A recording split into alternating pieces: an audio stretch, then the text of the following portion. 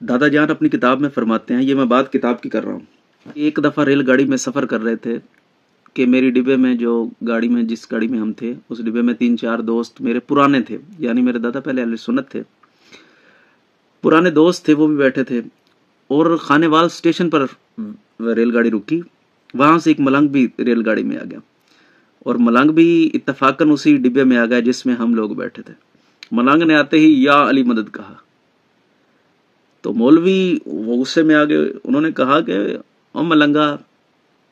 پہلے السلام علیکم آخی دا۔ تو ملنگ نے جواب دیا کہ میں تو آپ کو یا علی مدد کہہ کر چیک کر رہا تھا، آپ میں کوئی منافق تو نہیں بیٹھا، اگر تو مومن ہے تو پھر السلام علیکم کہتا ہوں، اور اگر منافق ہو تو پھر کوئی سلام دعا نہیں۔ خالق کائنات کی قسم، سوائے کے مہر کا کتاب کا نام اہل سنت کی، اسی میں لکھا ہے کننا نعرف المنافقین ببغضہم علی ابن ابی طالب۔ صحابہ کرام بھی جب دیکھنا چاہتے کہ ہمارے ساتھ مومن بیٹھا ہے یا منافق تو علی کا نام لے کر پہچانتے تھے، اگر تو چہرہ کھل جاتا تو سمجھتے مومن ہے، چہرہ بگڑ جاتا تو سمجھتے منافق ہے۔ او علی سے بغض رکھنے والو، او جنت دے ٹھرکیو، خواہش جنت دی تے بغض علی نال، ویر علی نال پوسیبل ہی نہیں۔ یہ خواہشاں چھڑ دیو کہ علی نال ویر رکھسو اور جنت جاسو،